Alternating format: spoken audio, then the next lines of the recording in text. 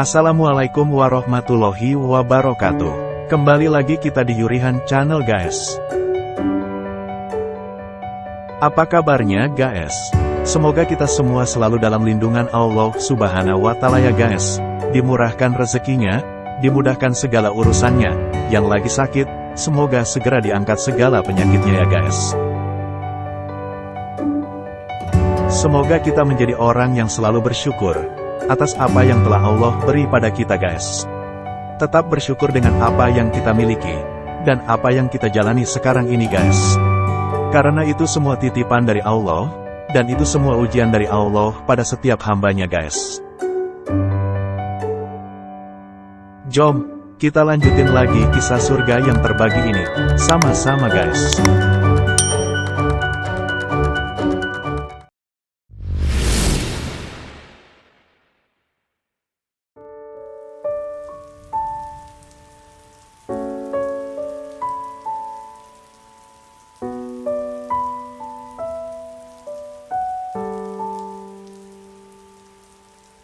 Setelah mendengar kabar duka itu, Ane memaksakan diri untuk kuat, dan ingin segera ke rumah sakit, menjenguk suaminya. Ane yang sudah panik lebih dulu, langsung bersiap-siap, meski tubuhnya terasa sedikit lemas. Namun demi sang suami, dia berusaha kuat. Ane segera menggiring langkah kakinya keluar kamar, lalu menutup pintu kamarnya kembali. Dengan sangat hati-hati, dia menuruni anak tangga. Kemudian dia mendapati Om Ridwan dan Tante Widya sedang sarapan bersama. Om Ridwan menangkap Ane dengan wajah yang cemas.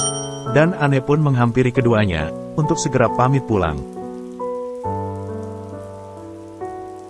Om, Ane harus pulang sekarang. Maaf, Ane nggak bisa menemani Tasya hari ini, ungkap Ane.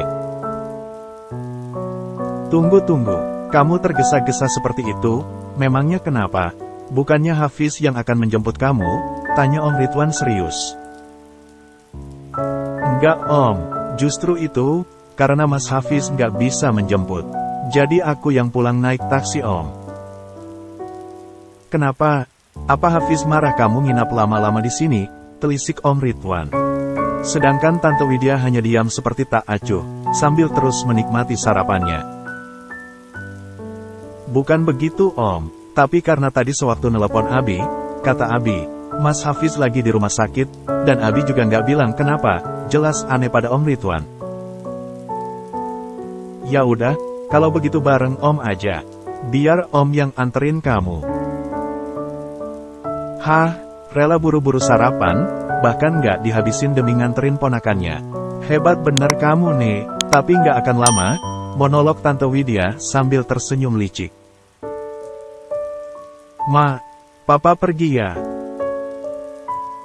Tante, aku pamit, ucap Ane sambil menyalam tangan Tante Widya. Setelah itu mengayunkan langkahnya, mengikuti langkah Om Ridwan.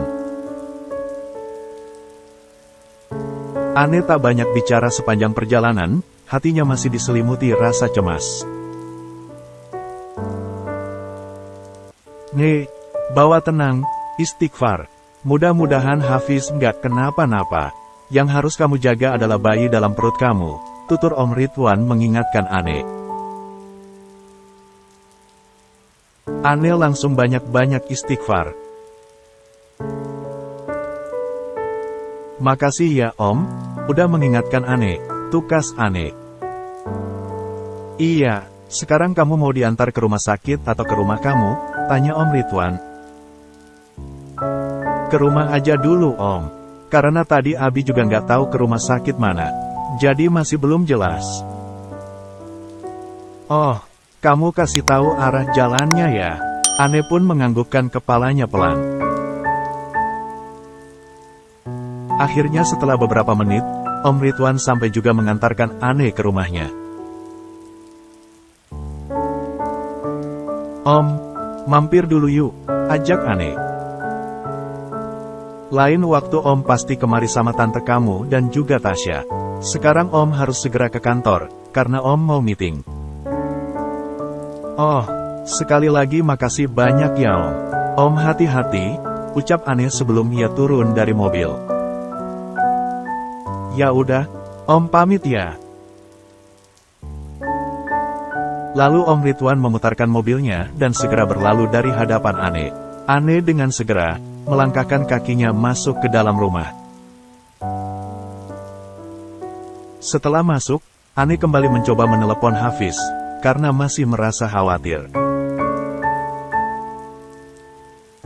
Berkali-kali Ane mencoba, namun masih juga tak ada jawaban. Hatinya semakin gusar.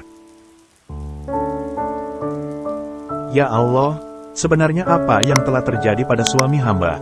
Lindungilah suami hamba ya Allah. Harap Ane sambil menyandarkan kepalanya pada sofa berwarna abu terang di ruang tamu, seraya menutup matanya. Tiba-tiba. Assalamualaikum, salam Hafiz yang sudah berdiri di ambang pintu, yang pintunya masih terbuka lebar. Mendengar suara khas suaminya, Ane langsung terperanjat dengan manik mata yang terkesiap. Ane belum juga menjawab salam Hafiz, matanya masih menyapu seluruh tubuh Hafiz, dari ujung rambut sampai ke ujung kepala. Lalu Ane memutarkan tubuh Hafiz. Hafiz merasa aneh dengan sikap istrinya pagi ini. Hafiz kembali mengucapkan salam. Assalamualaikum sayang, ucap Hafiz kembali. Sambil memeluk tubuh Hafiz, Ane menjawab, Waalaikumsalam. Hei, sayang, kamu kenapa, kok nangis sih? Hafiz pun ikut mengeratkan pelukannya. Kata Abi, Mas masuk rumah sakit. Terus, aku hubungi berkali-kali, tapi nggak ada jawaban dari Mas. Istri mana yang nggak panik, cemas, dengar kabar suami di rumah sakit. Nggak tahu rumah sakit mana, dan sakitnya apa, panik aku Mas, keluh Ane sambil mengusap jejak air matanya yang mengalir. Ya Allah, jadi Abi bilang begitu? Ane mengangguk pelan. Sini-sini, biar Mas jelasin, ajak Hafiz untuk duduk di sofa. Sayang, Mas itu nggak sakit apa-apa. Mas cuma diajak Mas Azam konsul ke dokter yang menanganinya dulu. Memangnya Mas sakit apa? Kok sampai konsul segala? Potong Ane sebelum Hafiz selesai berbicara. Makanya dengar dulu penjelasan Mas. Jadi kamu itu nggak was-was lagi sayang. Kamu lagi hamil kan? Ane mengangguk. Nah, sejak Mas tiba di rumah Abi, kepala Mas pusing, mual. Mas terus-menerus muntah, nggak bisa mencium bau. Jadi Mas Azam tertawa melihat kondisi Mas seperti itu. Ane menautkan kedua alisnya. Karena Mas Azam udah lebih dulu mengalaminya saat Mbak Hani hamil. Jadi setiap Mbak Hani hamil, Mas Azam yang akan mabuk, terang Hafiz. Ane pun mengangguk sambil tersenyum. Jadi, Mas Azam membawa Mas ke dokternya untuk memberi anti mual dan pusing. Biar Mas tetap bisa bekerja. Ya, setidaknya, obat-obat ini bisa meminimalisir mual dan pusingnya, imbuh Hafiz. Ya Allah Mas, aku sampai khawatir sekali, jadi buru-buru pamit pulang tadi. Kamu naik taksi? Ane menggeleng. Om Ridwan yang nganterin, sekalian mau berangkat ke kantor, terang Ane. Oh, jadi hari ini Mas ngantor nggak? Udah sarapan? Tanya Ane. Mas udah izin untuk hari ini, jadi Mas masih ingin beristirahat, sambil menikmati rasa ngidam ini, sahut Hafiz sambil tersenyum simpul. Ya udah, biar aku buatin sarapan, lalu Mas minum obatnya, pungkas Ane sambil beranjak melangkah ke dapur. Sayang, nggak usah masak, Mas mual sama baunya, larang Hafiz. Yah, sayang Mas, bahan-bahan yang masih ada di kulkas. Bagaimana kalau Mas naik, masuk ke kamar, dan tutup pintunya rapat-rapat, lalu buka jendelanya lebar-lebar? Oke, saran Aneh sambil tersenyum geli. Ya udah, Mas coba, sahut Hafiz lemas, sambil menggiring tubuhnya ke lantai atas, mengikuti kata-kata yang disarankan istrinya. Aneh menyunggingkan senyum, melihat sang suami mengikuti sarannya. Kemudian Aneh langsung bertempur dengan peralatan masaknya di dapur, untuk menyajikan makanan yang disukainya, juga suaminya. Ya Allah, begitu besar kuasamu, yang hamil istri. Tapi yang ngidam malah suami. Tapi kalau dipikir-pikir, adil sih, gumam Aneh sambil mesam-mesem. Bermain dengan kuali dan sutilnya.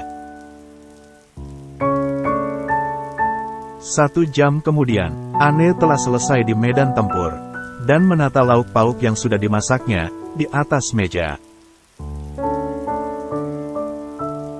Lalu ia membersihkan dapur sekaligus rumah, yang sudah 2 hari ditinggalkan. Lalu menyemprotkan pengharum ruangan di setiap sisi, untuk menghilangkan aroma masakannya tadi. Setelah selesai, Aneh langsung ke atas mengajak Hafiz untuk sarapan. Meskipun untuk disebut waktu sarapan sudah lewat. Mas, yuk makan, udah masak tuh, ajak Aneh. Keduanya pun melangkah bersama, menuruni anak tangga. Begitu sampai di bawah, Hafiz pun langsung masuk ke kamar mandi. Dan beberapa saat kemudian, keluar dengan wajah yang terlihat pucat. Aneh pun merasa bersalah, karena tak menuruti permintaan suaminya. Aneh merasa bersalah, dan sekaligus kasihan pada suaminya. Apakah Hafiz akan baik-baik saja ya guys?